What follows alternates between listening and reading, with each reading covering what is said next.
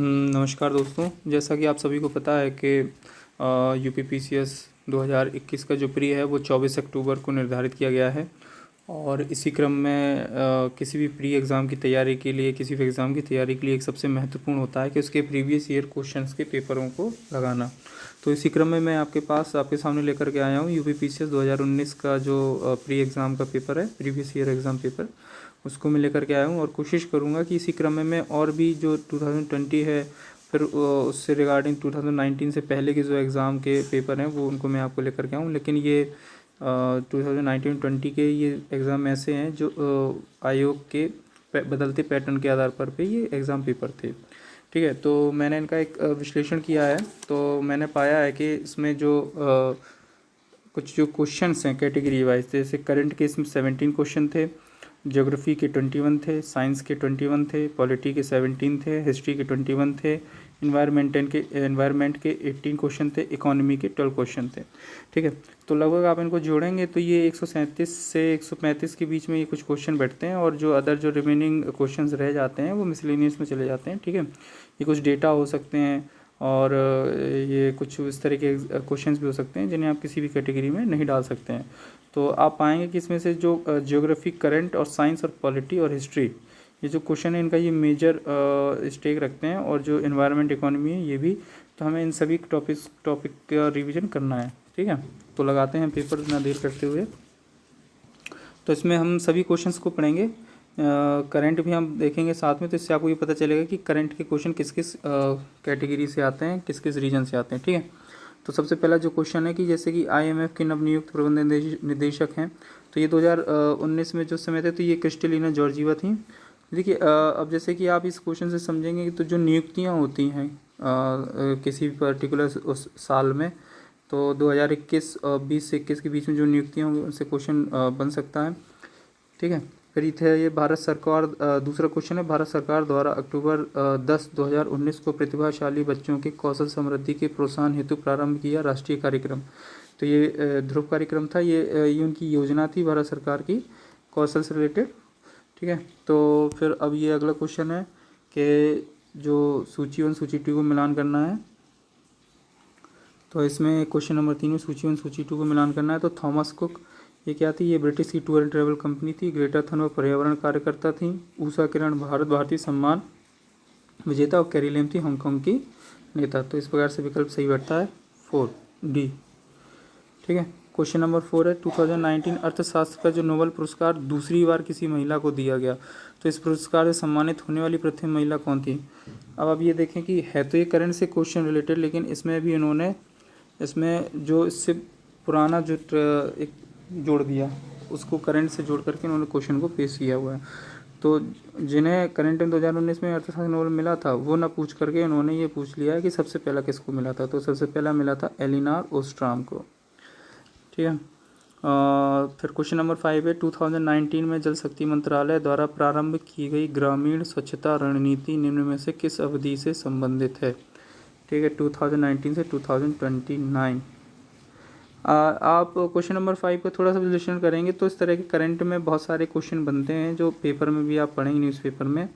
तो उसमें अवधि बहुत ज़्यादा पूछा रही है, क्योंकि इस समय गवर्नमेंट कई सारी चीज़ों को प्राप्त करना चाहती है, उनमें अपने आप को अचीव करना चाहती है। तो उन्होंने अवधि एक बना रखी है कि इतने से इतने साल के बीच में हमें ये टारगेट हमें अपना अचीव करना है। तो ये इससे रिलेटेड क्वेश्चन पूछे जा सकते हैं। तो भारतीय भाषाओं का केंद्रीय संस्थान निम्नलिखित में से किस स्थान पर अवस्थित है? तो भारतीय भाषाओं का ये ऑप्शन नंबर क्या हो जाएगा? ये मैसूर में अवस्थित है। ठीक है, भारत द्वारा भूमि क्षरण तटस्थता मतलब लैंड डिग्रेडेशन की जो लैंड डिग्रेडेशन से हमें न्यूट्रलिटी मतलब प्राप्त करना है कि हमारा लैंड डिग्रेडेशन कम हो जाए। तो हमें कब तक लक्ष्य रखा गया है? हमारा ये रखा गया है 2030 तक। तो क्वेश्चन को ढंग से पढ़ना है, फिर उसके बाद उसका जवाब देना है। क्वेश्चन नंबर 8 है चंद्रयान 2 अंतरिक्ष यान को प्रक्षेपित करने के लिए इसरो द्वारा किस जियो सिंक्रोनस उपग्रह प्रक्षेपण यान का प्रयोग किया गया? तो ये समय था GSLV Mk3 M1। तो GSLV Mk3 इसका भारी जो उपग्रह प्रक्षेपण यान था, तो इसका प्रयोग किया गया था। फिर एक है क्वेश्चन नंबर 9 है भारत के सबसे बड़े चरखे के संदर्भ में निम्नलिखित में कौन सा कथन सही है? ठीक है, तो इसका उद्घाटन नोएडा में हुआ था, सही बात है। और ये इसका उपयोग प्लास्टिक के कचरे से बना था। ठीक है, तो इसका आपको ध्यान हो कि ये स्मृति ईरानी ने इसका उद्घाटन किया था। तो विकल्प नंबर सी, दोनों कथन इसके सही हैं। ठीक है, तो ठीक है, निम्न में से अब ये साइंस के क्वेश्चन आ गए यहाँ से। तो मैंने आपको बताया था कि साइंस के क्वेश्चन भी काफ़ी अच्छे पूछ लिए जाते हैं, जिनमें केमिस्ट्री, फिजिक्स और बायोलॉजी दोनों मिक्स होती है। ठीक है, तो क्वेश्चन नंबर 10 क्या बोलता है, साइंस के टोटल 21 क्वेश्चन पूछे गए थे। तो किस जीव का रक्त जो है सफ़ेद होता है, तो तिलचट्टा है, मच्छर आपने मारा ही होगा, लाल छिपकली, घरेलू खटमल, इन सब के लाल होते हैं। ठीक है, नाइट्रोजन स्थिरीकरण जीवाणु किस पौधे की जड़ के साथ संयोजन करते हैं, तो ये नाइट्रोजन फिक्सेशन से रिलेटेड है। दाल लेग्यूमिनस जो फसलें होती हैं उनसे रिलेटेड होता है नाइट्रोजन फिक्सेशन, और ये क्वेश्चन कई बार पूछा गया है आयोग के द्वारा अलग अलग तरीके से। ठीक है, 12वां क्वेश्चन है कि जब किसी साबुन के बुलबुले को आवेशित किया जाता है, मतलब कोई चार्ज उस बुलबुले पे लगाया जाता है, तो क्या होता है, त्रिज्या बढ़ती है, त्रिज्या घट जाती है, बुलबुले का लोप हो जाता है, मतलब बुलबुला कोलैप्स कर जाता है, या फिर कोई उपरोक्त में से कोई नहीं। तो क्या होगा कि त्रिज्या बढ़ेगी। देखिए कोई भी चीज़ को आवेशित करेंगे तो उसका क्या होता है, वो आवेश पा करके फैलेगी। ठीक है, चार्ज पा करके, तो इसलिए त्रिज्या का डायमीटर बुलबुले का जो है वो रेडियस इंक्रीज करेगा, तो बुलबुला बढ़ेगा। ठीक है, क्वेश्चन नंबर 13 क्या है कि हार्मोन। ठीक है, तो ऑक्सीटोसिन क्या है, एक हार्मोन है। ठीक है, ऑक्सीटोसिन को लव हार्मोन भी बोलते हैं, और ऑक्सीटोसिन का जो इस्तेमाल होता है इसको जो प्रेगनेंसी के दौरान जो महिलाओं के लिए, तो उसके लिए भी इस्तेमाल होता है। और ये क्वेश्चन पूछा गया कि सही सुमेलित नहीं है। ठीक है, तो ऑक्सीटोसिन एक हार्मोन है, बिल्कुल सही है। ठीक है, एस्पार्टेम क्या है, एक सिंथेटिक स्वीटनर है। ठीक है, ये भी सही है, जैसे कि आपने वो क्या कहते हैं, जीरो शुगर करके कुछ आता है, इस तरीके से प्रोडक्ट होता है। नियोप्रीन एक विशिष्ट रबड़ है, स्पेशलाइज्ड रबड़ है। ठीक है, सही है। रेयन क्या है, एक रूपांतरित स्टार्च है, तो ये गलत है। रेयन क्या है, रूपांतरित स्टार्च नहीं है। रेयन क्या है, एक तरीके का सेल्यूलोज मेड फाइबर है। ठीक है, जिसको हम सिंथेसाइज करते हैं। तो रेनोनेट क्या है, रेयन एक रूपांतरित स्टार्च ना होकर के एक सेल्यूलोज मेड फाइबर है। ठीक है, तो इसका आंसर क्या हो जाएगा, ये हमारा डी, तो ये सुमेलित नहीं है। ठीक है, ये क्या है, सेल्यूलोज फाइबर है। और क्वेश्चन नंबर 14 क्या है कि निम्नलिखित में से कौन सा पदार्थ प्रोटीन नहीं है, तो कपास प्रोटीन नहीं है। ठीक है, बाल जो होते हैं वो हमारे क्या हैं, वो प्रोटीन है। ठीक है, लूता जो स्पाइडर सिल्क है ये भी एक प्रोटीन है। ठीक है, खुर भी एक प्रोटीन है। ठीक है, लेकिन कपास हमारा क्या है, प्रोटीन नहीं है। तो इसका आंसर क्या हो जाएगा, 14 का ए आंसर हो जाएगा, ये प्रोटीन नहीं है। ठीक है, ये क्या है, एक तरीके का सेलुलोज है।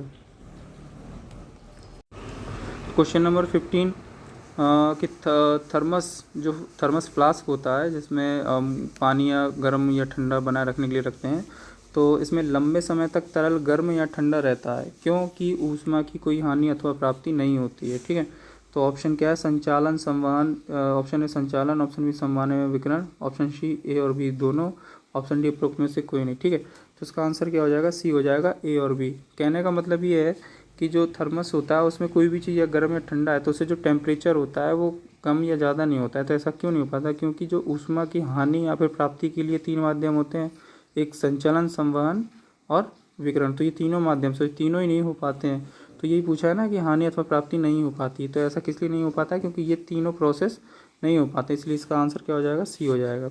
तो क्वेश्चन नंबर 16 क्या बोलता है, मानव शरीर में निम्नलिखित में से कौन सी ग्रंथि अंतःस्रावी, ठीक है, एवं बाह्यस्रावी दोनों ही प्रकार की ग्रंथियां हैं, तो इसका आंसर क्या हो जाएगा, सी।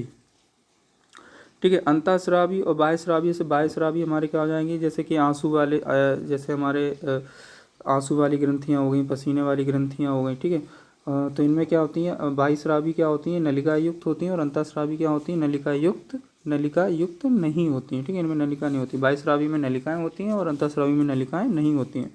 तो अग्नाशय एक ऐसी ग्रंथि है जिसमें दोनों ही प्रकार की ग्रंथियां पाई जाती हैं। ठीक है, क्वेश्चन नंबर 17 क्या कहता है, निम्नलिखित में से किस पदार्थ में कैल्शियम विद्यमान है। ठीक है, तो कैल्शियम, तो इसका आंसर हो जाएगा सी, जिप्सम। जिप्सम और अपने आप में एक कैल्शियम प्रोडक्ट है। ठीक है, क्वेश्चन नंबर 18 क्या कहता है कि निम्नलिखित में से कौन सा सुमेलित नहीं है। ठीक है, क्वेश्चन को जरूर ध्यान से पढ़ें, जहाँ पे नहीं है वाला है वर्ड आ जाता है तो थोड़ा ध्यान दे देना है।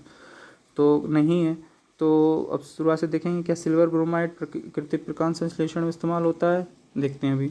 सिल्वर आयोडाइड कृत्रिम वर्षा कराता है, बिल्कुल सही। ठीक है, AgI, जिसको हम क्लाउड सीडिंग भी बोलते हैं। लिथियम बाइकार्बोनेट जो गठिया का उपचार होता है, जैसे जिसमें हड्डियों की जोड़ रगड़ने लगते हैं। ठीक है, तो उसमें जो क्या होता है, हमारा लैक्टिक एसिड बनने लगता है हमारे जोड़ों में थकावट की वजह से, तो वही धीरे धीरे इकट्ठा होने लगता है, जिसकी वजह से वो जोड़ों को नुकसान पहुंचाता है। तो जो बाइकार्बोनेट है उसको एक तरीके से निगलेक्ट कर देता है। दूध जो होता है मिल्क ऑफ मैग्नीशिया, ये क्या होता है, एंटासिड होता है। ठीक है, पेट में आपने कभी देखा होगा कि आप ज़्यादा खा लेते हैं तो एसिड बनने लगती है, तो खट्टी डकार आती है। तो इसमें वो क्या होता है, ये दूध ऑफ मैग्नीशिया क्या होता है, एक तरीके का क्षार होता है। तो ये मिल करके क्या बना देता है, अम्ल के साथ में एल्कलाइन बना देता है, एंटासिड। ठीक है, तो ये एंटासिड होता है। ठीक है, तो कौन सा हमारा सुमेलित नहीं है, option number A, silver bromide. ये क्या होता है, ये फोटोग्राफी में इस्तेमाल होता है। ठीक है, क्वेश्चन नंबर 19 क्या है, तुलसी के पौधे का जो औषधीय महत्व है वो किसकी उपस्थिति के कारण होता है। तो तुलसी के पौधे आप सभी जानते हैं। ठीक है, तो इसमें क्या होता है, phenol and flavonoid, option number C. 20 question number 20, ecosystem के संबंध में निम्नलिखित में से क्या सत्य है। ठीक है, इकोसिस्टम, तो ये पर्यावरण से रिलेटेड क्वेश्चन है। तो पर्यावरण से क्वेश्चन इसमें कुछ इस तरीके से कथन बना करके पूछे गए हैं। तो जैसे आपने डेफिनेशन वगैरह पढ़ी होगी तो उसमें आपको ये आसानी से आप कर सकते हैं। ठीक है, तो पहला विकल्प क्या बोलता है कि प्राथमिक उपभोक्ता उत्पादक पर न्यूनतम रूप से आश्रित होते हैं। ठीक है, दूसरा प्राथमिक उपभोक्ता उत्पादकों से संख्या में अधिक होते हैं। ठीक है, उत्पादक प्राथमिक उपभोक्ता से अधिक होते हैं, और द्वितीयक उपभोक्ता अधिकतम होने के साथ साथ बहुत शक्तिशाली होते हैं। ठीक है, तो पहला तो ये पहला विकल्प क्या है, ये गलत है, प्राथमिक उपभोक्ता उत्पादक पर न्यूनतम रूप से। तो प्राथमिक उपभोक्ता एक तरीके से पशु हो गए, हम हो गए, और उत्पादक कौन हो गए, पेड़ पौधे हो गए, तो न्यूनतम कैसे हो सकता है, तो अधिकतम उत्पाद आश्रित होते हैं। ठीक है, तो और दूसरा क्या बोलता है कि प्राथमिक उपभोक्ता उत्पादकों से संख्या में अधिक होते हैं, तो ये भी गलत है, संख्या में क्या होते हैं, कम होते हैं। ठीक है, क्योंकि पेड़ पौधे ज़्यादा होते हैं, उत्पादक प्राथमिक उपभोक्ता से अधिक है, तो ये सब ऑप्शन नंबर सी सही है। ठीक है, और द्वितीय उपभोक्ता अधिकतम होने के साथ साथ शक्तिशाली भी होते हैं, तो हो सकता है, लेकिन अधिकतम नहीं होते हैं। ठीक है, क्वेश्चन नंबर 21, ये सबसे ज़्यादा बार पूछा गया क्वेश्चन है, ये RO में भी पूछा गया था और इसमें भी रिपीट हुआ है। ठीक है, ये RO 2017 में पूछा गया था, और ये फिनोमिना आजकल आप अपने आसपास के एरिया में भी देख सकते हैं। ठीक है, सुपोषण जिसको बोलते हैं यूट्रोफिकेशन। ठीक है, यूट्रोफिकेशन में क्या होता है कि नदी नालियों से घर के नालों से नालियों से नालों में जो हम अपना पानी अपना वेस्ट अपना बहाते हैं, तो उसमें क्या होता है, बहुत सारे पोषक पदार्थ भी साथ में आ जाते हैं। तो यही इकट्ठे होकर किसी जल निकाय में तालाब में ज़्यादा मिल जाते हैं, तो वहाँ पे पोषक तत्व बहुत ज़्यादा हो जाते हैं। ठीक है, पोषक तत्व ज़्यादा हो जाएंगे तो पेड़ पौधे ज़्यादा बढ़ेंगे, पेड़ पौधे ज़्यादा बढ़ेंगे तो उस क्षेत्र की जो है पूरी ऑक्सीजन को ये इस्तेमाल कर लेंगे। तो वहाँ पे जो जलीय जीवन है, जैसे मछलियाँ वगैरह रहती हैं, तो उन्हें ऑक्सीजन की कमी हो जाएगी, इससे वो मर जाएंगे। तो ये यूट्रोफिकेशन क्या होता है, सुपोषण जिसको बोलते हैं, ये नुकसानदायक होता है। तो ये क्या करता है, जल निकाय के पोषक तत्व संवर्धन की घटना है, बिल्कुल सही है। और ये जल में घुलित ऑक्सीजन को कम कर देता है, ये भी सही है। ठीक है, तो विकल्प नंबर इसका क्या हो जाएगा, सी, दोनों इसका आंसर सही है। क्वेश्चन नंबर 22, मानव गतिविधियों से परिवर्तित पर्यावरण कहलाता है। ठीक है, इसका सबसे अच्छा तरीका है मानव, अगर कोई भी जिसमें कन्फ्यूजन विकल्प हैं इसमें काफ़ी, जैसे कि नैसर्गिक पर्यावरण, एंथ्रोपोजेनिक पर्यावरण, शहरी पर्यावरण, आधुनिक पर्यावरण।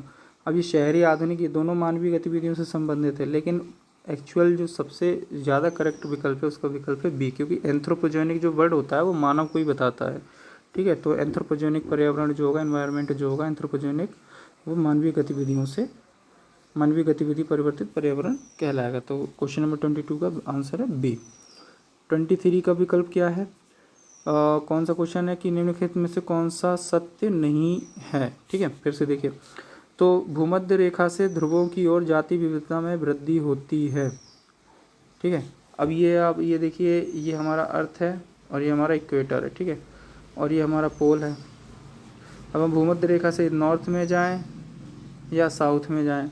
ठीक है, तो ये बोलना है कि बायोडाइवर्सिटी जो है, जाति विविधता, ठीक है, जो इंक्रीज ऑफ जो टूवर्ड जो स्पीसीज डाइवर्सिटी भी है, बायोडाइवर्सिटी भी है, वो आपको सबसे ज़्यादा कहाँ मिलेगी, आपको भूमध्य रेखा के पास मिलेगी। ठीक है, तो ये बोल रहा है कि भूमध्य रेखा से ध्रुवों की जाति विविधता में वृद्धि होती है कि कमी होती है। जब सबसे ज़्यादा यहाँ है तो यहाँ पे कैसे वृद्धि होगी, कमी होगी। तो ये विकल्प क्या हो गया, बिल्कुल गलत हो गया। तो और यही आंसर हमारा बिल्कुल सही है, बाकी के ऑप्शन जो है वो सत्य हैं। तो हमें क्या ढूंढना था, सत्य नहीं है। तो ऑप्शन नंबर क्या हो जाएगा इसका, ए।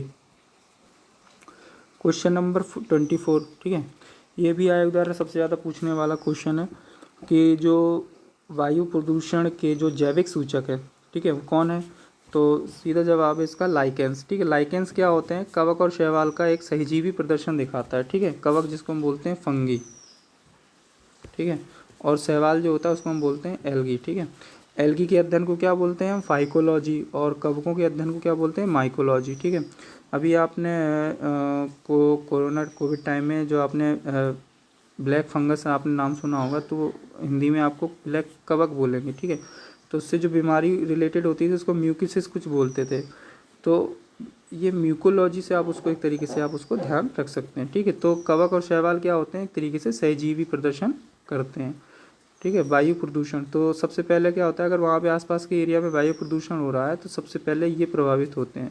और इन्हीं का जो सहजीवी प्रदर्शन लाइकेन, तो सबसे पहले ये प्रभावित होते हैं लाइकेंस, और जिसकी वजह से हम ये पता कर सकते हैं कि वायु प्रदूषण यहाँ पे बढ़ गया। ठीक है, लाइकेंस आपको नॉर्मली दीवारों पर, पत्थरों पर आपको इस तरीके से उगते हुए आपको दिखाई दे जाएंगे। ठीक है, अगला क्वेश्चन देखते हैं कि निम्नलिखित में से कौन सा सुमेलित नहीं है। ठीक है, तो डिसैलिनाइजेशन हम किसका करेंगे? समुद्री जल का करेंगे, तो ये बिल्कुल सही है। प्रतिलोम परासरण, जो प्रतिलोम परासरण मतलब जिसको बोलते हैं रिवर्स ऑस्मोसिस। ठीक है, तो पोर्टेबल पानी पीने जल के लिए करते हैं हम उसमें। ठीक है, उसमें जो थोड़ी बहुत अशुद्धियाँ होती हैं उसको हटाने के लिए। ठीक है, प्रोटीन जो होता है विकृतीकरण, नेचुरेशन होता है, विकृतीकरण होता है। ठीक है, ये भी सही है। पाश्चीकरण के हम चाय का करते हैं क्या? पाश्चीकरण हम किसका करते हैं? मिल्क का करते हैं। ठीक है, तो कौन सा सम्मिलित नहीं है हमारा? 25 का डी। ठीक है, विकल्प नंबर 20, क्वेश्चन नंबर 26, कौन सा एक शाकनाशक का उदाहरण है? ठीक है, शाकनाशक मतलब हर्बिसाइड। जैसे आप बाग बगीचे या फिर खेतों में आप देखेंगे तो जो हम फसलें उगाते हैं उसके साथ में आसपास में छोटे छोटे अनचाहे पेड़ पौधे भी उगाते हैं।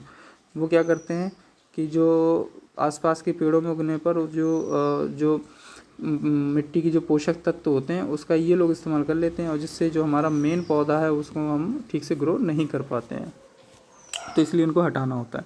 ठीक है, तो शाकनाशक का उदाहरण कौन सा हो सकता है? क्या ब्लीचिंग पाउडर हो सकता है? नहीं हो सकता है। पोटेशियम परमैंगनेट हो सकता है क्या? नहीं हो सकता है, इसको तो लाल दवा बोलते हैं। ठीक है, कुओं में डाला जाता है पानी को साफ करने के लिए, तो कौन सा होगा? Sodium chlorate. ठीक है, 27 विकल्प क्या, क्वेश्चन नंबर क्या बोलता है? गैस जो धान के खेत से सर्जित होती है तथा भूमि के तापमान में वृद्धि करती है। ठीक है, तो ये गैस कौन सी है? मीथेन है। ये क्या है? ग्लोबल वार्मिंग के लिए उत्तरदायी है। ठीक है, तो ग्लोबल वार्मिंग के लिए और कौन सी गैस उत्तरदायी है? जैसे कि CO2 हो गया, और मीथेन हो गया, और हमारे जैसे कि हेलोन्स गैसेस हो गई। ठीक है, और जलवाष्प वगैरह, और सल्फ़र वगैरह, ये सब गैसेस हैं। ठीक है, तो इस तरीके से ये हमारी भूमि के तापमान में वृद्धि करती हैं, तो ग्लोबल वार्मिंग क्रिएट गैसेस हो गई। ठीक है, अच्छा एक क्वेश्चन और बनता है कि जो कार्बन मोनोऑक्साइड और कार्बन डाइऑक्साइड है, तो इनमें से ये पूछ लिया जाता है कि इनमें से कौन सी गैस प्रदूषककारी गैस है? तो क्या कार्बन डाइऑक्साइड है कि कार्बन मोनोऑक्साइड है? ठीक है, आप इसका कमेंट करके बता सकते हैं। क्वेश्चन नंबर 28, अंतर्राष्ट्रीय सौर संगठन ISA का सचिवालय उस समय जो गुड़गांव को गुरुग्राम बनाया गया था, तो वहीं पे इसको बनाया गया था। एक्चुअली में जो अंतर्राष्ट्रीय सौर संगठन जो उन देशों को बनाया गया है जो इक्वेटर के आसपास के देश हैं। ठीक है, इसका मतलब ये है कि जो सौर ऊर्जा का अधिकतम प्रयोग करना है, उसके माध्यम से हमें नवीकरणीय ऊर्जा को नवीकरणीय ऊर्जा का इस्तेमाल करना है। तो सूर्य की सबसे ज़्यादा ऊर्जा कहाँ मिलेगी हमें? रोशनी इक्वेटर के आसपास में ही मिलेगी। ओके, अगला क्वेश्चन नंबर 29 है कि 100% ऊर्जा से चलने वाला भारतवर्ष का पहला केंद्र शासित प्रदेश है, तो वह है दीव है हमारा। ठीक है, दमन दीव। ठीक है, ये कहाँ पड़ देगा? पूर्व में है, नॉर्थ में है कि ईस्ट में है कि साउथ में है कि वेस्ट में? ठीक है, तो ये पड़ता है हमारा वेस्ट में। ठीक है, अब ये क्या है हमारा? UT है। तो नीचे क्वेश्चन नंबर 30 क्या है कि नीचे दिए गए कथन जिसमें से कथन A तथा दूसरे कारण कथन, जिसमें A को कथन कहा गया है और R को कारण कहा गया है। ठीक है, तो ये क्वेश्चन क्या बोलता है? कथन ये क्या बोलता है कि मानव विकास सूचकांक, जिसे हम क्या बोलते हैं? ह्यूमन डेवलपमेंट इंडेक्स एवं सतत विकास लक्ष्य SDG पर आधारित भारतीय राज्यों की वरीयता में धनात्मक संबंध है। ठीक है, कथन ये बोलता है। कारण क्या बोलता है? SDG लक्ष्यों के आधारभूत आयाम शिक्षा एवं स्वास्थ्य से घनिष्ठता के साथ अंतर संबंधित है। ठीक है। तो जब आप कथन है और कारण है को और ठीक से समझेंगे तो ये दोनों ही कथन अपने आप में बिल्कुल सही हैं, बिल्कुल सही हैं। आपने देखा होगा कि जो राज्यों की जो नीतियाँ बनाई जाती हैं उनमें उसका क्या मुख्य लक्ष्य होता है कि ह्यूमन डेवलपमेंट को बढ़ाना है। तो ह्यूमन डेवलपमेंट बढ़ाने के लिए राज्य क्या करते हैं, जो सस्टेनेबल डेवलपमेंट गोल है उनको अचीव करना है, ठीक है। और सस्टेनेबल डेवलपमेंट अगर आपने गोल पढ़े होंगे तो वो टोटल कितने 17 है, उन्हें हमें कब तक प्राप्त करना है 2030 तक, ठीक है। उसमें शिक्षा और स्वास्थ्य भी एक प्रमुख SDG गोल है। तो जब ये इस तरीके से गोल है तो जाहिर सी बात है जो कारागार होगा वो कथन ए की बिल्कुल सही सही व्याख्या करता होगा। तो इसका आंसर क्या हो जाएगा, आंसर नंबर ए, ठीक है। अब क्वेश्चन नंबर 31 बहुआयामी निर्धनता सूचकांक में सम्मिलित होता है। बहुआयामी निर्धनता सूचकांक ये आपका इकोनॉमी से संबंधित क्वेश्चन हो गया। तो निर्धनता सूचकांक जब हम बनाते हैं तो उसमें किसको शामिल किया जाता है, क्या कोई व्यक्ति जिसके पास स्वास्थ्य नहीं है तो स्वास्थ्य होना चाहिए, शिक्षा नहीं तो शिक्षा होना चाहिए, उनका क्या जीवन स्तर अच्छा है, बिल्कुल। तो ये तीनों ही पॉइंट हमारे इसमें सम्मिलित होंगे। तो आंसर नंबर इसका डी, ठीक है। क्वेश्चन नंबर 32 ये हमारा पर्यावरण से रिलेटेड क्वेश्चन है कि अब आप देखेंगे कि यहाँ पे एक साथ 4 चीज़ों को पूछ लिया गया है, ठीक है। तो एक ही क्वेश्चन में 4 क्वेश्चन, तो अब इनको क्रम में लगाना है, ठीक है। इनके जो स्थापना क्रम से इनको प्रारंभ करने का क्रम है, सेट करना है ईयर्स को। तो वन्यजीव संरक्षण अधिनियम, जैव विविधता अधिनियम, प्रोजेक्ट टाइगर और प्रोजेक्ट हाथी, ठीक है। तो सबसे पहले हमारा कौन सा आया था, वन्यजीव संरक्षण अधिनियम, वाइल्ड लाइफ प्रोटेक्शन एक्ट 1972 में। तो सबसे पहले फर्स्ट हमारा किस में, ए में है, बी में है, ठीक है। फिर उसके बाद कौन सा हमारा बना था, फिर उसके बाद बना था हमारा प्रोजेक्ट टाइगर, ठीक है। अगर हमें जंगल बचाने हैं तो हमें शेर भी बचाने होंगे। तो प्रोजेक्ट टाइगर आया था अप्रैल 1972 में, ठीक है। तो पहले के बाद तीसरा, ठीक है। तो ऑप्शन बी में है, ठीक है। तो हमारा ऑप्शन कौन सा हो जाएगा, बी आंसर हमारा सही हो जाएगा, ठीक है। उसके बाद क्या बनाया था हमने, प्रोजेक्ट हाथी बनाया था, ठीक है, क्योंकि हमें हाथी भी बचाने थे। फिर उसके बाद हमने क्या बनाया था, बायोलॉजिकल डाइवर्सिटी एक्ट बनाया था 2022 में। तो इस प्रकार से विकल्प क्या हो जाएगा, क्रम 1 3 4 2। क्वेश्चन नंबर 33 क्या है कि जो नागरिक पंजीकरण प्रणाली है, ठीक है, CRS जिसको बोलते हैं, सिविल रजिस्ट्रेशन सिस्टम। तो इसके अंतर्गत कितने दिनों के भीतर जन्म तथा मृत्यु की घटना को भारत में रजिस्ट्रेशन कराना कानूनी रूप से अनिवार्य है, ठीक है। तो ये हमारा जो है 21 दिन होता है। क्वेश्चन नंबर 34 राष्ट्रीय परिवार स्वास्थ्य सर्वेक्षण NFHS जिसको बोलते हैं, ठीक है, नेशनल फैमिली हेल्थ सर्वे 5, तो ये सम्मिलित नहीं करता है, ठीक है। मतलब जो सर्वे करता है तो इसमें क्या क्या इसके पॉइंट होते हैं, तो ठीक है, सर्वे नहीं करता, सम्मिलित नहीं करता अपने सर्वे में। तो किसको सम्मिलित नहीं करता है, तो ये सम्मिलित नहीं करता है HIV को सम्मिलित नहीं करता है, HIV परीक्षण को। तो क्या क्या सम्मिलित करता है, उच्च रक्तचाप को सम्मिलित करता है, ठीक है, मधुमेह को सम्मिलित करता है, मृत्यु का पंजीकरण सम्मिलित करता है, ठीक है, HIV को शामिल नहीं करता है। क्वेश्चन नंबर 35 क्या बोलता है कि पर्यावरण का जो कुजनेट्स वर्क है, ठीक है, एक जापानीज वैज्ञानिक थे, तो उन्होंने पर्यावरण और जो प्रति व्यक्ति जो GDP होता है उसके बीच में एक संबंध दर्शाया था, ठीक है। तो इस पर्यावरण का जो वक्र होता है, कुजनेट्स वक्र, इसका आकार किस प्रकार का होगा, तो इसका आकार होगा उल्टा U आकार का, इस प्रकार से। कहने का मतलब ये था कि पर्यावरण जो क्षति होगी जिस प्रकार से बढ़ेगी धीरे धीरे, क्योंकि आदमी डेवलपमेंट के लिए अपनी GDP बढ़ाने के लिए विकास करेगा, विकास के माध्यम से क्या होगा, पर्यावरण का डिग्रेडेशन होगा, ठीक है। तो एक समय बाद क्या आएगा, ये पीक पर जाएगा, तो लेकिन फिर धीरे धीरे मनुष्य जो व्यक्ति की जो GDP ग्रोथ है वो धीरे धीरे क्या हो जाएगी, गिरने लगेगी, ठीक है। एक पॉइंट पे तो बढ़ेगी, विकास के डेवलपमेंट बढ़ेगा, लेकिन जब पूरे ही जंगल धीरे धीरे साफ हो जाएंगे पर्यावरण, तो वो विकास किस काम करेगा, तो इससे GDP में धीरे धीरे क्या होगी, हानि होगी, क्योंकि आपको उत्पादन बढ़ाने के लिए, करने के लिए कच्चे माल कहाँ से मिलेंगे आपको, ठीक है। और कई सारी पर्यावरण से आप देखेंगे कई सारी हानियाँ भी होती हैं, तो वो सब चीज़ें क्या होंगी, प्रति व्यक्ति GDP में नुकसान को दिखाएंगी। और क्वेश्चन नंबर 36 क्या बोलता है कि कथन कारक वाला क्वेश्चन है। तो कथन बोलता है सतत विकास मानव समाज के कल्याण हेतु महत्वपूर्ण, बिल्कुल सही बात है। सतत विकास से अभिप्राय ऐसे विकास से जो भावी पीढ़ियों की ज़रूरतें पूरी करने की योग्यता को प्रभावित किए बिना वर्तमान समय की आवश्यकता पूरी करे, ठीक है। तो सस्टेनेबल डेवलपमेंट की गोल की बात कर रहा है, तो इसमें दोनों ही सही होंगे कि A और R दोनों सही हैं, और ये सही बात है, ये इसकी व्याख्या भी सही कर रहा है, ठीक है।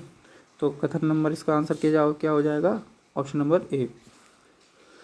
क्वेश्चन नंबर 37 क्या बोलता है कि निम्नलिखित में से किस प्रत्यक्ष लाभ योजना को Guinness book of world record में विश्व की सबसे बड़ी प्रत्यक्ष लाभ योजना माना गया, ठीक है। तो ये जो योजना थी प्रत्यक्ष लाभ वाली, जो पहल योजना थी, इसमें क्या थी, जो LPG वाला जो जिस समय गैस वगैरह आया था तो उसमें जो सब्सिडी थी उस पर डायरेक्ट जो जिनको बेनिफिट था उनको डायरेक्ट उनके अकाउंट में ट्रांसफ़र करना था। तो ये सबसे बड़ी योजना थी कि उसमें सबसे ज़्यादा जो सब्सिडी खाता धारक थे उनको ट्रांसफ़र किया गया था। तो ये पहली योजना के अंतर्गत थी, ठीक है। तो ये भी पूछ लेते हैं कि पहली योजना निम्न से योजना किससे संबंधित थी। तो क्वेश्चन नंबर 38 क्या है कि राष्ट्रीय खाद्य सुरक्षा अधिनियम के संदर्भ में निम्नलिखित में से कौन सा कथन सही है। ठीक है, तो योजना आधारित क्वेश्चन। अब देखिए यही वो क्वेश्चन है कि जिनमें मैं आपको बता रहा था कि आप ये इनमें किसी में नहीं रख सकते, तो ये अलग से क्वेश्चन होते हैं। ठीक है, योजना आधारित क्वेश्चन हो गए थे। ये खाद्य सुरक्षा जो अधिनियम है ये किस प्रकार से काम करता है कि इसमें 70% ग्रामीण और 50% शहरी जनसंख्या होगी, तो बिल्कुल सही है। महिला और बच्चों को पोषण संबंधी सहायता विशेष ध्यान, बिल्कुल सही बात है, खाद्य सुरक्षा का हम ही है ये। 18 वर्ष से अधिक आयु की सबसे बड़ी महिला परिवार की मुखिया होगी, बिल्कुल सही बात है। ध्यान करें आप उस चीज़ को, जब राशन कार्ड बन रहे थे तो उसमें दोबारा जो अधिसूचना आई थी कि उसमें जो महिला जो होगी घर की मुखिया, उसके नाम से राशन कार्ड को बनाया जाएगा। तो ऑप्शन नंबर क्या हो जाएगा, सी।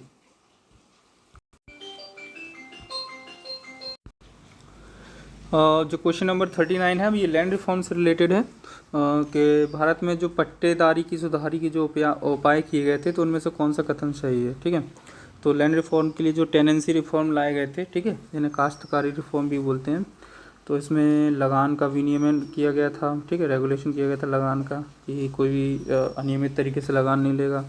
ठीक है, सिक्योरिटी ऑफ टेनर, टेनर का मतलब है यहाँ पे जो काश्तकार हैं, ठीक है, किसान हैं। ठीक है, अब इसमें इन्होंने टेन्योर की जो ट्रांसलेशन है अवधि लिख दिया है।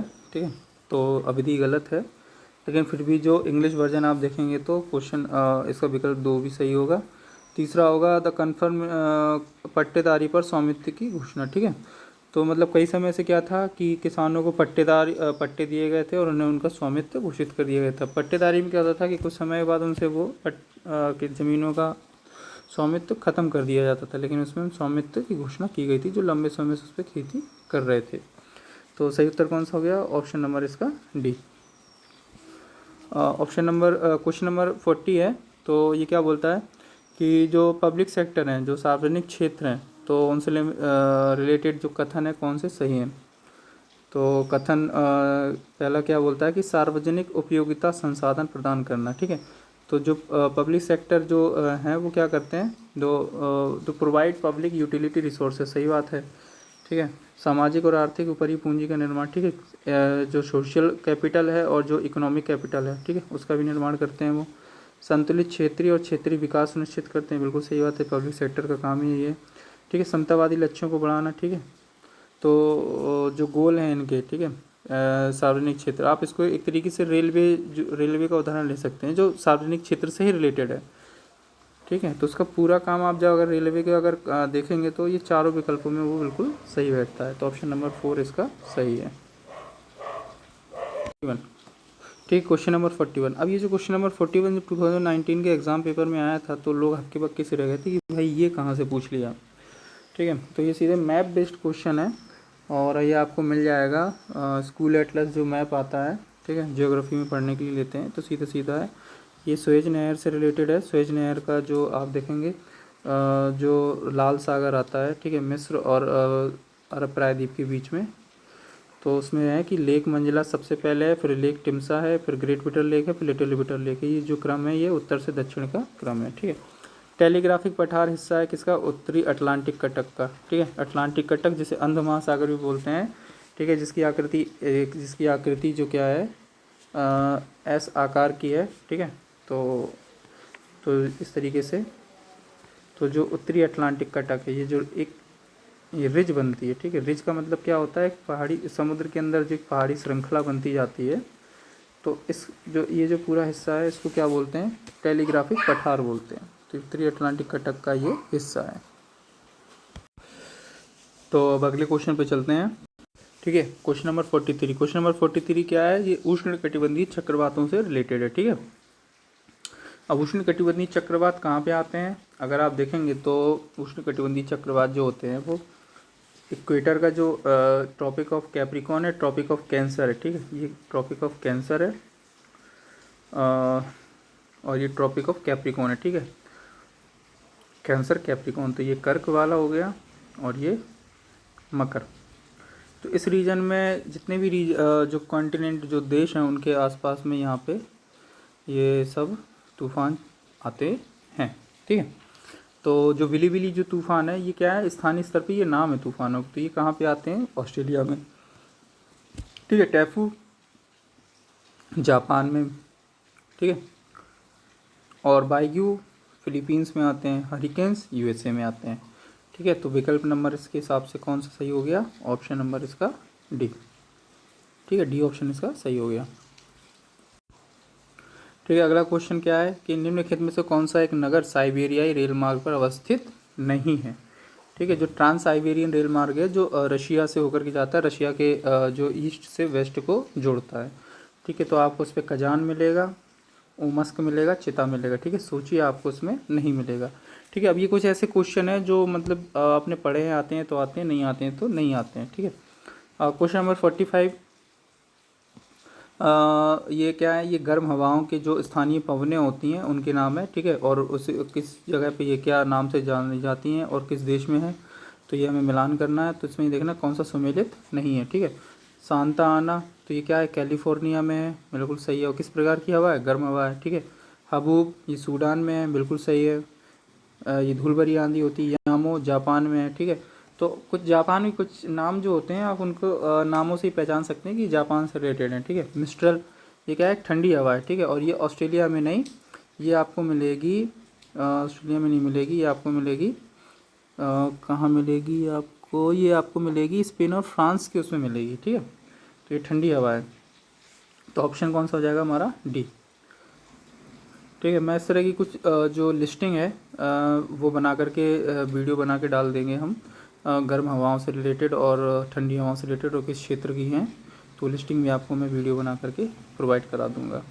ठीक है, अब ये कोयला क्षेत्र है। ठीक है, तो तलचर उड़ीसा, तलचर कहाँ है, कोयला क्षेत्र, ये महानदी घाटी क्षेत्र में। आपको पता है कि जो कोयला क्षेत्र है वो नदी घाटी क्षेत्र में पाए जाते हैं। ठीक है, ज्योग्राफी का ये कॉन्सेप्चुअल क्वेश्चन है।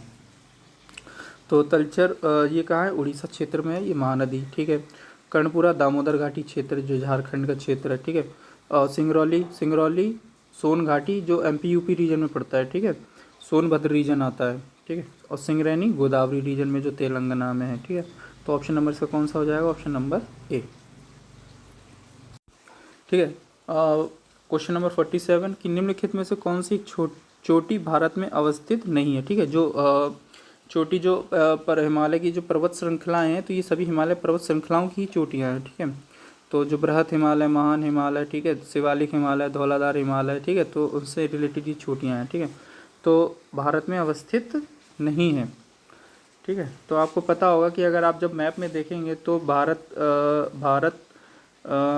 का जो हिमालयन जो रीजन है वो नेपाल, ठीक है, और तिब्बत और जम्मू कश्मीर से लेकर असम तक ये पूरा एक हिमालय की रेंज जाती है। ठीक है, तो अलग अलग चोटियाँ हैं, तो इनमें इनका क्रम भी पूछ लेते हैं, उत्तर से दक्षिण का, और उत्तर से दक्षिण, पूरब से पश्चिम और पश्चिम से पूर्व, तो इस तरीके से पूछ लेते हैं। ठीक है, तो कौन सी चोटी भारत में अवस्थित नहीं है, तो गुरल मंदाता क्या है, नेपाल और तिब्बत में मतलब सीमा पर है।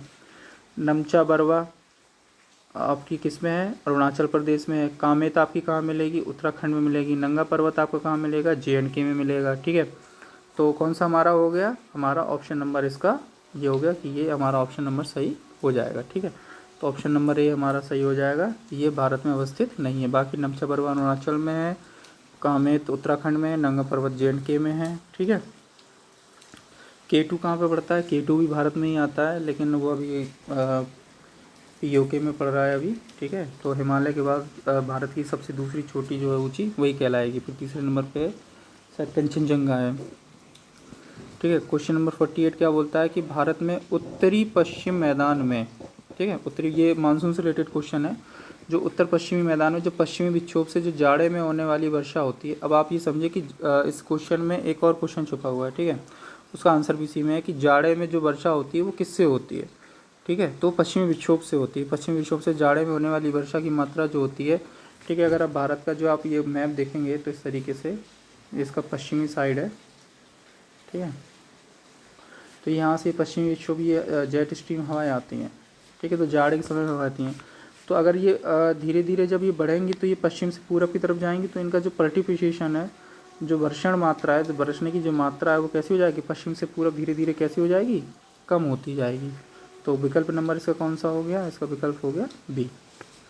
ठीक है। 49 निम्नलिखित में से किस नदी के ऊपरी मार्ग में मीठा जल तथा निचले भाग में खारा जल का प्रवाह मिलता है। तो आप ये देखेंगे ऐसा लूनी नदी में होता है। लूनी नदी राजस्थान तक बहती है और कच्छ के रण में आकर के नीचे समा जाती है। ठीक है। क्वेश्चन नंबर 50 क्या है, मोरीबंद डेल्टा निम्नलिखित में से किस डेल्टा का एक उपविभाग है। ठीक है। तो मोरीबंद डेल्टा किस में आता है, बंगाल डेल्टा का ही उपविभाग है।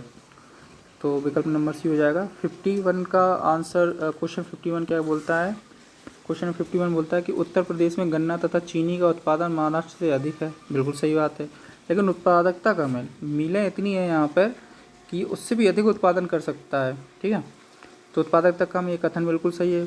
कारण क्या है कि महाराष्ट्र में अधिकांश चीनी मिलें सहकारी क्षेत्र में स्थापित हैं। तो ये वाली बात भी सही है, लेकिन क्या इसका ये व्याख्या सही कर रहा है, तो ये व्याख्या सही नहीं कर रहा है। क्या महाराष्ट्र में अधिकांश चीनी मिलें सहकारी क्षेत्र में, तो इसकी वजह से क्या उत्पादकता उत्तर प्रदेश की कम होना, क्या इसका एक कारण हो सकता है क्या, नहीं, उसके और अन्य कारण हैं।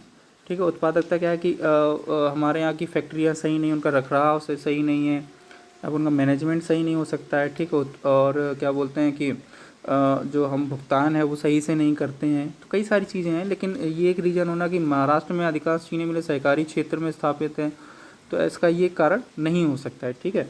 तो कथन सही है, कारण सही है, लेकिन व्याख्या सही नहीं है। ठीक है। तो ऑप्शन नंबर क्या हो जाएगा इसका सही, बी हो जाएगा।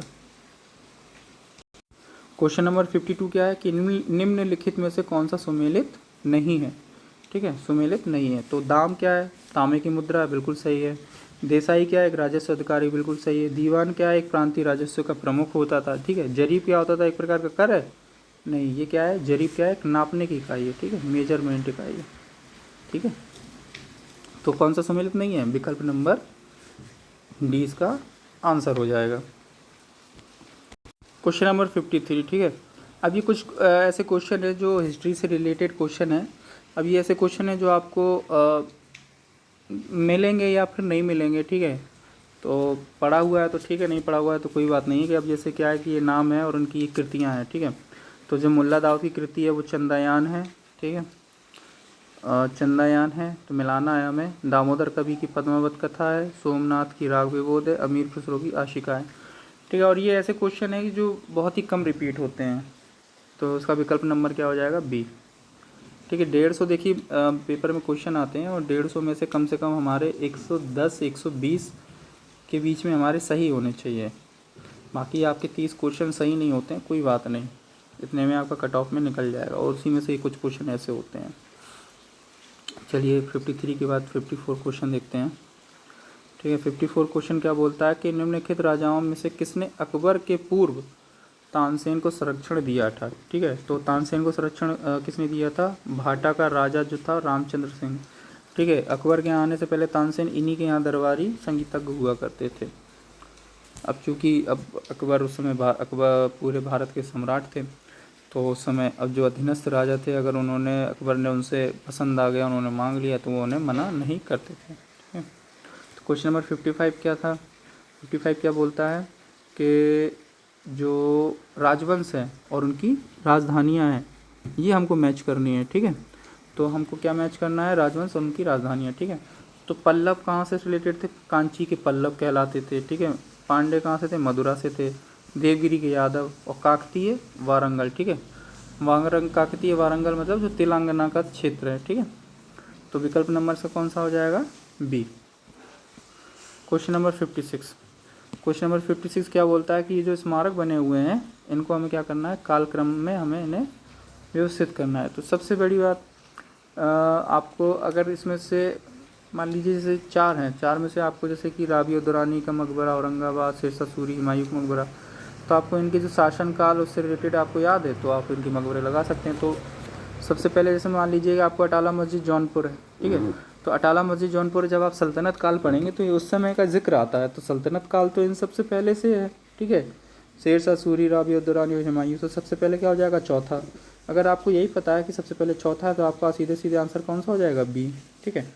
तो बी आपका आंसर बिल्कुल सही है। ठीक है। तो अटाला मस्जिद जौनपुर। ठीक है। उसके बाद फिर कौन आए, फिर आए शेरशाह शेरशाह मकबरा, क्योंकि आप अगर देखेंगे हिस्ट्री में पढ़ेंगे तो शेरशाह सबसे पहले मरे, सासाराम में उनका मकबरा, उसके बाद हुमायूं का देहांत हुआ तो दिल्ली में उनका मकबरा है हुमायूं टॉम, ठीक है। फिर उसके बाद राबिया दुरानी का मकबरा औरंगाबादी, राबिया दुरानी औरंगाबाद ये कौन थी, औरंगजेब की पत्नी थी ये, ठीक है। तो जो राबिया दुरानी का मकबरा है औरंगाबाद में बना हुआ, उसे ताजमहल की प्रतिकृति बोलते हैं, ठीक है। तो 56 का विकल्प हो जाएगा बी। क्वेश्चन नंबर 56 क्या बोलता है कि मनसबदारी व्यवस्था के बारे में यहाँ बात की गई है कि कौन सा सही है, ठीक है। तो मनसबदारी व्यवस्था थी वो राजा के कुलीन वर्ग से संबंधित थी, जिसे अकबर ने प्रारंभ किया था, बिल्कुल सही बात है। कुलीन वर्ग का मतलब क्या होता है, जो उच्च वर्ग, ठीक है। मनसबदारी प्रथा क्या पैतृक थी, नहीं पैतृक नहीं थी ये योग्यता के आधार पर दी जाती थी, ठीक है। तो इसका आंसर कौन सा हो जाएगा, केवल 1। क्वेश्चन नंबर 58, अब इसमें हमें क्या है, जो समय के हिसाब से संधियां वगैरह दी हैं उनको हमें मैच करना है। तो इलाहाबाद की संधि 1765, ठीक है, इलाहाबाद की संधि 1765 के समय हुई थी। मंगलौर की संधि, ठीक है, द्वितीय अंग्रेज और मैसूर युद्ध के समय मंगलौर की संधि हुई थी, और ये तब हुई थी 1784 में, किसके बीच हुई थी, ब्रिटिश अंग्रेज़ों के बीच में, और दूसरा मैसूर युद्ध में कौन था, हैदर अली, ठीक है। अंग्रेज, फिर सालवाई की संधि 1782, ये अंग्रेज मराठाओं के बीच में, ठीक है। और मद्रास की संधि 1769 में, तो प्रथम अंग्रेज मैसूर युद्ध, ठीक है, ये भी हैदर अली की। तो विकल्प नंबर इसका कौन सा हो जाएगा, सी। अब आप इन संधियों, एक क्वेश्चन और बना सकते हैं कि इन संधियों को, अगर ये हमें तिथि नहीं दी रही होगी, सिर्फ ये लिखा रहेगा कि इनमें से निम्न संधियों को कालक्रम के हिसाब से व्यवस्थित कीजिए।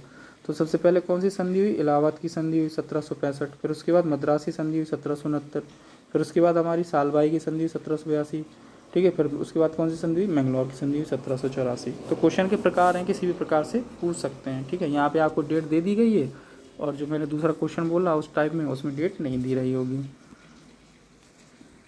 क्वेश्चन नंबर 59, क्वेश्चन नंबर 59 क्या है, हिस्ट्री से रिलेटेड क्वेश्चन है, आधुनिक भारत से, ठीक है। तो इसमें पूना पैक्ट ये कब आया था, 1932 में हुआ था, ठीक है। पूना पैक्ट कब हुआ था, जब वहाँ से अब द्वितीय गोलमेज सम्मेलन से महात्मा गांधी लौट आए थे। गांधी इरविन समझौता क्या हुआ था कि द्वितीय गोलमेज सम्मेलन में जाने से पहले हुआ था, तो ये 1931 में हुआ था, ठीक है। क्रिप्स मिशन कब आया था, क्रिप्स मिशन आया था 1942 में आया था, और सविनय अवज्ञा आंदोलन कब हुआ था, 1930 में हुआ था।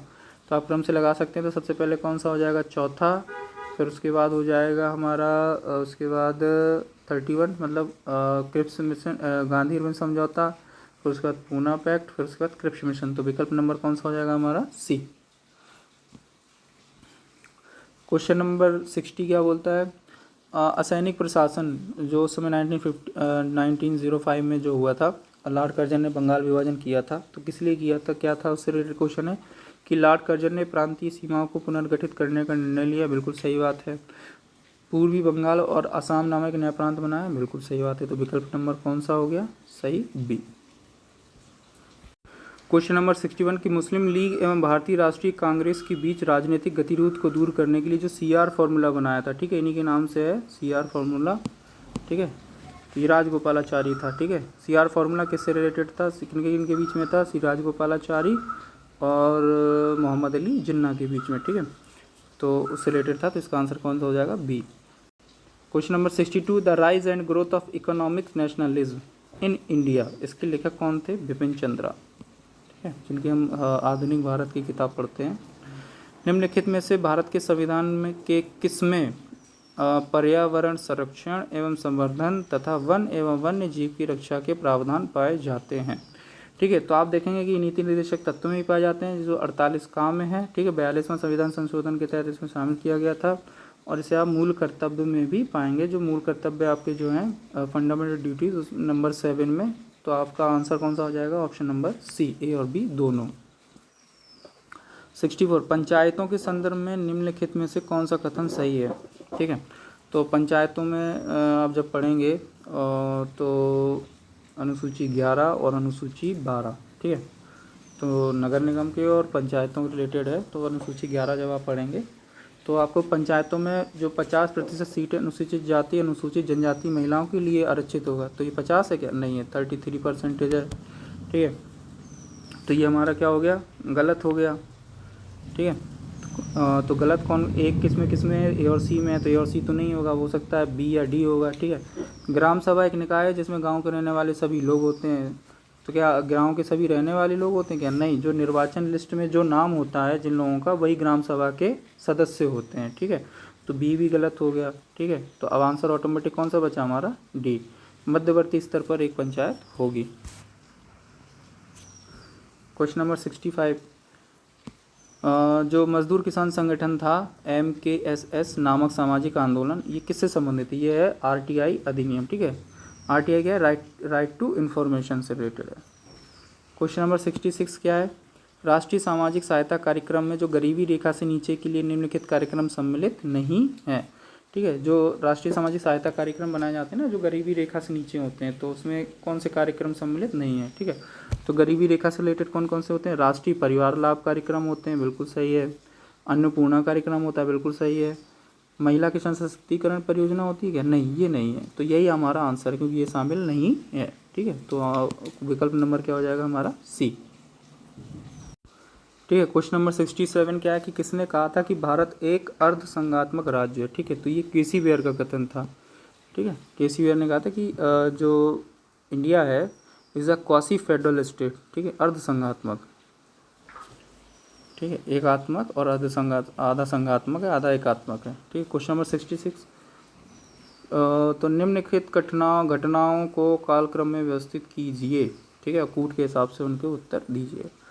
तो इसका जो मैं विकल्प है 68 का है, ये सीधे सीधे मैं आपको सी बता दे रहा हूँ, आप इसको पढ़ें और लगाएं अपने हिसाब से। इसका जो आंसर है वो सी है।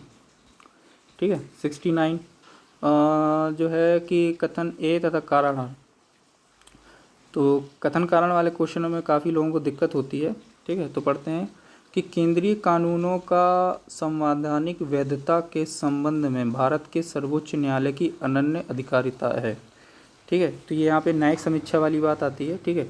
और सर्वोच्च न्यायालय भारतीय संविधान का संरक्षक है। ये वाला एक कथन भी सही है, कारण भी सही है। अब क्या ये व्याख्या सही कर रहा है? ठीक है।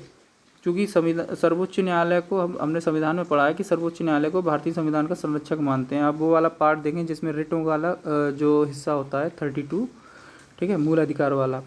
ठीक है। अगर उससे संबंधित कोई भी चीज़ होती है, अगर संसद कोई भी कानून बनाता है तो उसकी समीक्षा वो करता है कि नहीं करता है? ठीक है। तो केंद्रीय कानून कौन बनाता है? संसद बनाता है। ठीक है।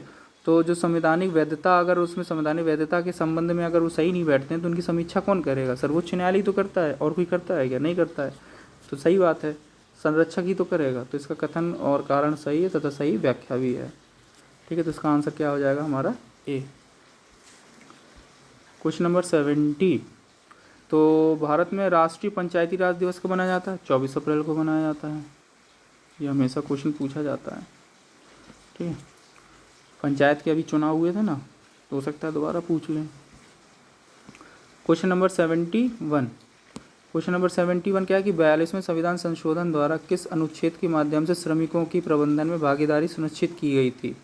ठीक है। तो जब आप पॉलिटी पढ़ेंगे तो आप देखेंगे कि 42वें संविधान संशोधन द्वारा जो आप नीति निर्देशक तत्व, ये जो अनुच्छेद है, ये नीति निर्देशक तत्वों के अनुच्छेद दिए हुए हैं। ठीक है। ABCD। तो इसमें जितने भी ए वाला, जिसके आगे ए लगा हुआ है अनुच्छेद के आगे, वो 42वें संविधान संशोधन के तहत लाए गए हैं।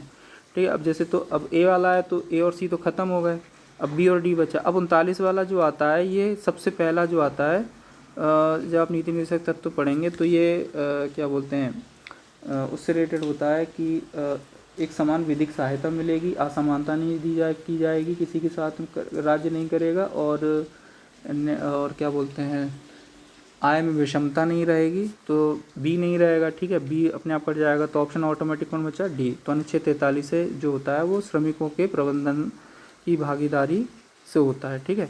श्रमिकों की प्रबंधन की भागीदारी सुनिश्चित की जाएगी। मतलब क्या है कि भागीदारी से रिलेटेड मतलब क्या है, जो ट्रेड यूनियंस वगैरह बनाई जाती हैं, तो ये उनसे रिलेटेड है। ठीक है। क्वेश्चन नंबर 72 क्या है कि संविधान की प्रस्तावना का वैधिक स्वरूप क्या है? ठीक है।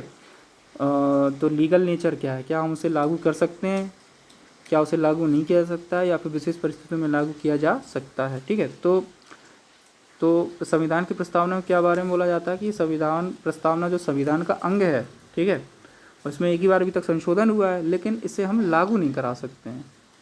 तो ये लागू नहीं किया जा सकता है। ठीक है, जिस प्रकार से मूल अधिकार वगैरह लागू कराए जाते हैं ना अदालत के द्वारा, सुप्रीम कोर्ट के द्वारा, सुप्रीम कोर्ट के माध्यम से, तो प्रस्तावना लागू नहीं की जा सकती, सिर्फ ये कुंजी होती है की तरह।